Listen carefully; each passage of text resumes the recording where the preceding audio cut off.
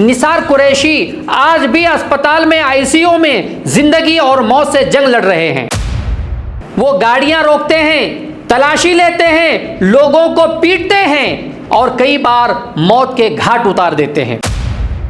याद रखिए, नफरत की राजनीति चुनाव जिता सकती है लेकिन मुल्क हार जाता है। आप देख रहे हैं ऐलान न्यूज़, मैं हूं सैयद मोइनुद्दीन। दोस्तों ज़रा सोचिए, जैसे ही आप सोशल मीडिया खोलते हैं आपको सबसे ज़्यादा क्या दिखाई देता है?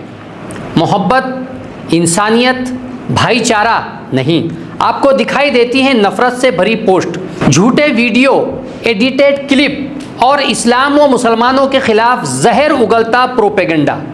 ऐसे झूठ जिनका हकीकत से दूर दूर तक कोई ताल्लुक़ नहीं, लेकिन अफसोस यही झूठ बार बार दिखाकर आम लोगों के दिलों में मुसलमानों के लिए नफ़रत भरी जा रही है। और जब नफ़रत दिमाग पर हावी हो जाती है तो फिर इंसान इंसान नहीं रहता, भीड़ बन जाता है। महाराष्ट्र के यवतमाल में जो हुआ वो इसी जहरीले माहौल का नतीजा है। केरल से फल लेकर मध्य प्रदेश जा रहे दो मेहनतकश ड्राइवर एल्विन और मोहम्मद नदाफ, उनका कसूर क्या था? सिर्फ इतना कि उनका नाम, उनका हुलिया कुछ लोगों की नफ़रत की राजनीति के लिए काफ़ी था। हथियारों से लैस एक झुंड ने उनके ट्रक का 20 से 30 किलोमीटर तक पीछा किया। पहले 5-6 लोग थे, फिर देखते ही देखते करीब 20 हो गए। उन्होंने ट्रक को ओवरटेक कर रोका, फिर शुरू हुआ हैवानियत का नंगा नाच। एल्विन किसी तरह बच निकला, लेकिन निसार कुरैशी आज भी अस्पताल में आईसीयू में जिंदगी और मौत से जंग लड़ रहे हैं। सिर पर गंभीर चोटें, नाक टूट चुकी है और कई सर्जरियां अभी बाकी हैं। लेकिन हैरत की बात देखिए, पुलिस ने पहले एफआईआर दर्ज करने में 24 घंटे लगा दिए और फिर इस हमले को रोड रेस बताने की कोशिश की, उसकी गंभीरता को कम करने की कोशिश की। जब एक व्यक्ति आईसीयू में जिंदगी और मौत के बीच झूल रहा हो, कई सर्जरियों की आवश्यकता हो, तब हल्की धाराएं लगाना केवल प्रशासनिक लापरवाही नहीं बल्कि न्याय के साथ क्रूर मजाक है।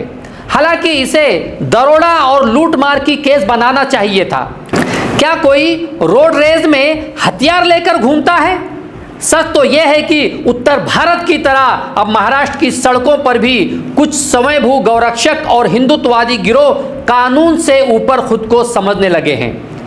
वो गाड़ियां रोकते हैं, तलाशी लेते हैं, लोगों को पीटते हैं और कई बार मौत के घाट उतार देते हैं। यही वजह है कि एल्विन जैसे ड्राइवर कहते हैं कि वे महाराष्ट्र में रात को गाड़ी चलाने से डरते हैं। सोचिए, अपने ही देश में, अपने ही हाईवे पर सिर्फ अपने नाम और चेहरे की वजह से डरकर सफर करना पड़े, सबसे बड़ी शर्म की बात क्या हो सकती है? और ये पहली घटना नहीं है। दादरी लिंचिंग, पहलू खान लिंचिंग, रकबर खान लिंचिंग, ऐसी कितनी ही घटनाएं इस देश को शर्मसार कर चुकी हैं। हाल ही में महाराष्ट्र में ही एक ट्रक ड्राइवर ने जब भीड़ ने उसे घेर लिया तो अपनी जान बचाने के लिए गाड़ी आगे बढ़ा दी। इसी तरह मार्च 2026 में भी फरसा बाबा के नाम से मशहूर गौरक्षक चंद्रशेखर की मथुरा में एक ट्रक की चपेट में आने से मौत हो गई थी। शुरुआती खबरों में इसे हत्या बताया गया, लेकिन पुलिस जांच और बाद की खबरों में इसे एक सड़क हादसा माना गया, क्योंकि जब कानून सो जाए तो इंसान अपनी हिफाजत खुद करने पर मजबूर हो जाता है। अगर यही हाल रहा तो वो दिन दूर नहीं जब हर ट्रक ड्राइवर, हर मुसाफिर, हर व्यापारी अपनी सुरक्षा के लिए पुलिस नहीं बल्कि अपने हौसले और अपनी गाड़ी पर भरोसा करेगा। याद रखिए, नफरत की राजनीति चुनाव जिता सकती है लेकिन मुल्क हार जाता है, और जब मुल्क हारता है तो सबसे पहले इंसानियत मरती है। अब फैसला हमें करना है, हम कानून का राज चाहते हैं या भीड़ का जंगल राज? कमेंट में अपनी राय जरूर दें। जय हिंद, जय महाराष्ट्र। ऐलान न्यूज़ लाइव, हमारी खबर, आपका हौसला।